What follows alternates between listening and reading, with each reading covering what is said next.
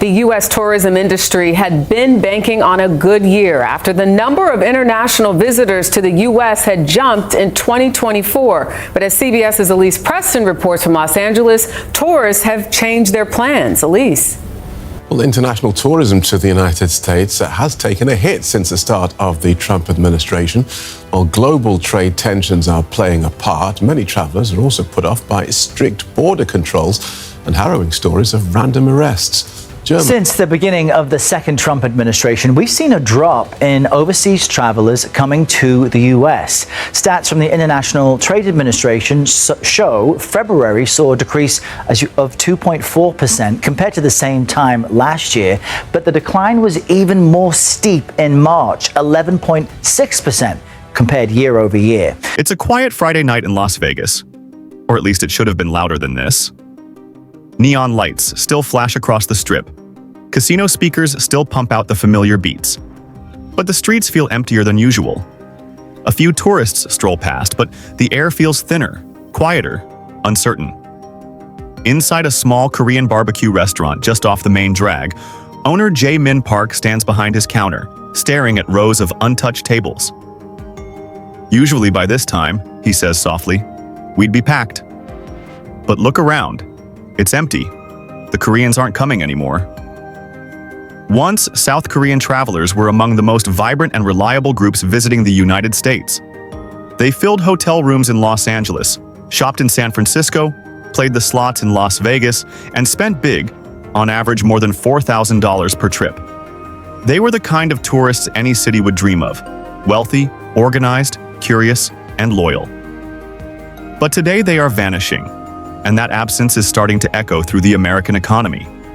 Across the Pacific in Seoul, newspaper headlines read, "America no longer feels safe." Travel agencies that once specialized in California road trips now promote Japan, Australia, and France instead.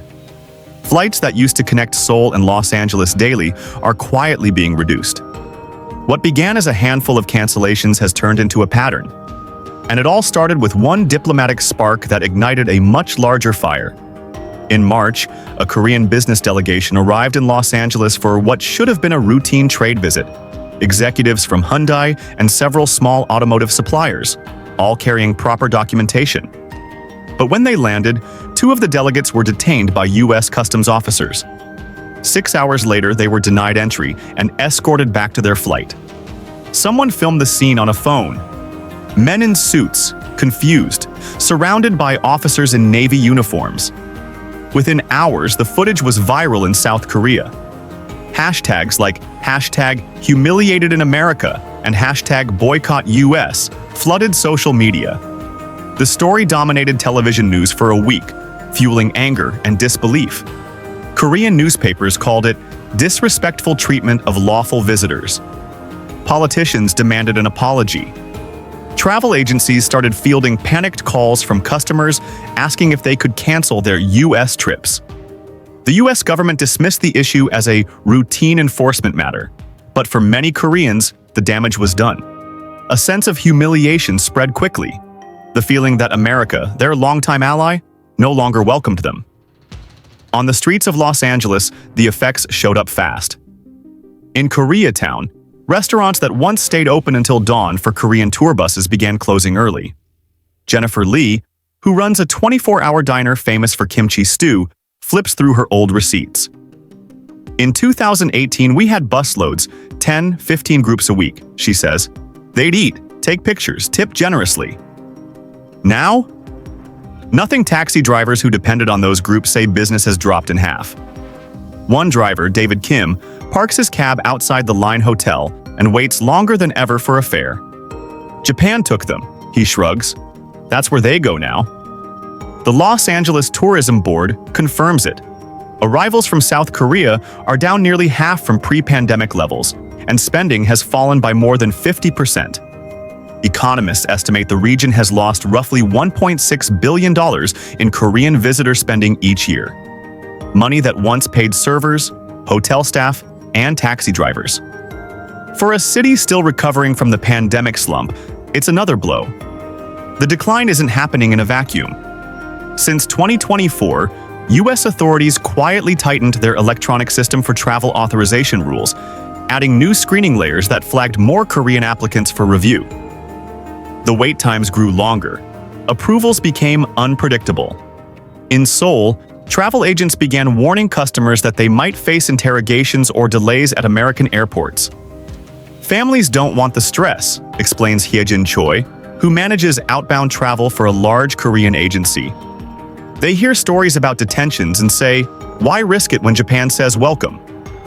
The irony cuts deep. South Korea is one of America's closest allies, a defense partner, a major investor, and home to global companies like Samsung and LG. Yet, in the eyes of its travelers, the United States now feels like hostile territory. The consequences ripple outward. Las Vegas reports a 60% drop in hotel bookings from Korean guests. That's not just empty rooms, says tourism economist Patricia Chen at the University of Nevada, Las Vegas. It's meals not ordered, shows not attended, taxis not hailed. One missing tour group means dozens of lost paychecks. Standing on the Strip in mid-July, reporter Elise Preston gestures toward the fountains at the Bellagio. They still dance to the music, but the crowds watching are sparse. Behind her, a once bustling Korean fried chicken restaurant now closes at 9 instead of 3 a.m. Manager Daniel Wu looks at the dark windows. We built this place for them, he says. When that deportation video came out, they stopped coming. They said they'll go to Singapore instead. The Strip's glitter remains, but its energy feels uneven, a kind of hollow shimmer. According to the U.S. Travel Association, international visitor spending nationwide has fallen 11% since mid-2024, even as the rest of the world's tourism surged back. The steepest declines are from South Korea, Brazil, and India, countries all reporting frustration with U.S. visa and entry procedures. The math behind those percentages is staggering. Billions of dollars that once flowed into American restaurants, hotels, and attractions have simply evaporated. In Anaheim, home of Disneyland, the story repeats itself. Smaller hotels report empty rooms and layoffs. A manager at a mid-range inn says occupancy has dropped 30%. That's people's livelihoods, she says. Housekeepers, front desk clerks, maintenance guys, they're the first to go. Nationally, the restaurant industry estimates that foreign tourists contribute around $70 billion each year. If even 10% disappears, hundreds of thousands of jobs could be at risk. Las Vegas alone has lost more than $600 million in Korean visitor spending compared with pre-pandemic highs. When Korean tourists stop coming, luxury retailers feel it too. Designer outlets in Nevada and California report double-digit drops in sales to foreign visitors. Retail analyst Melissa Young says, these travelers are influencers. When they skip America, it sends a signal across Asia. The US isn't fashionable or friendly anymore. Behind the numbers lies a bigger truth. Tourism is an invisible export. It brings foreign money into American communities without shipping a single crate.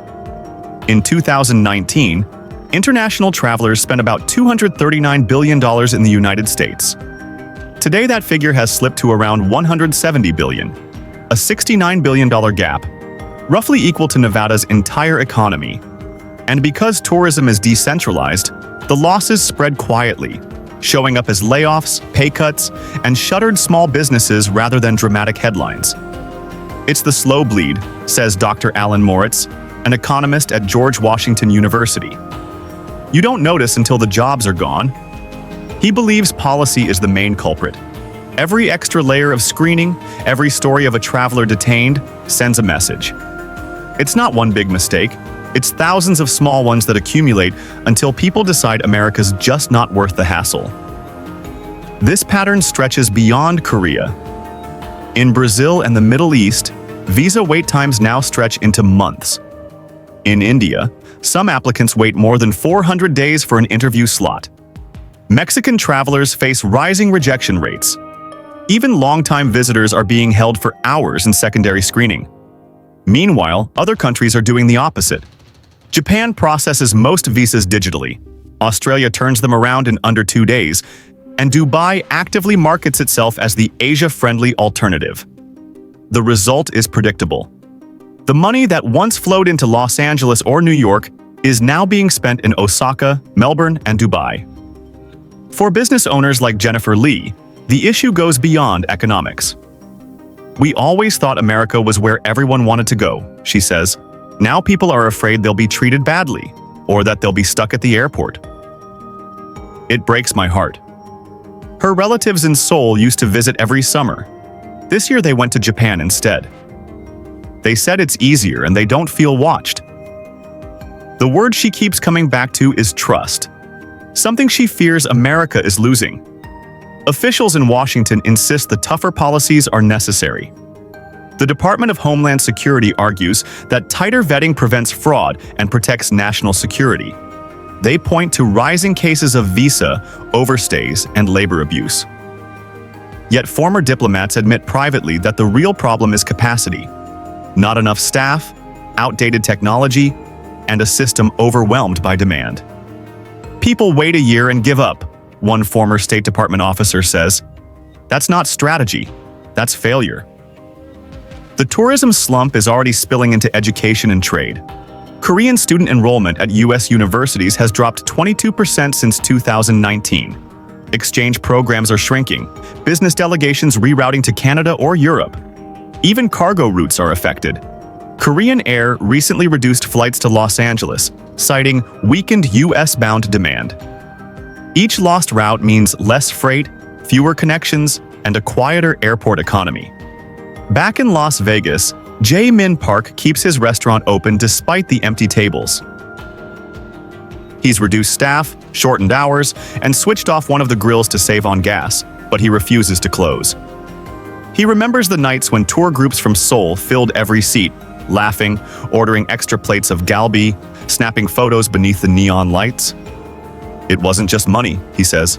"It was pride. People from my country came here and loved this country." Now he watches Korean television showing footage of travelers detained at American airports and feels a lump in his throat. "It hurts," he says quietly, "because it didn't have to be this way." The bigger question is how long the United States can afford to ignore the warning. When allies quietly walk away, not out of anger but disappointment, it signals something deeper than an economic slowdown. It signals a loss of faith. In the silence of empty restaurants, in the half-booked hotels and fading neon of the Strip, the message is written as clearly as any headline. A nation that forgets how to welcome the world may one day find the world no longer knocking.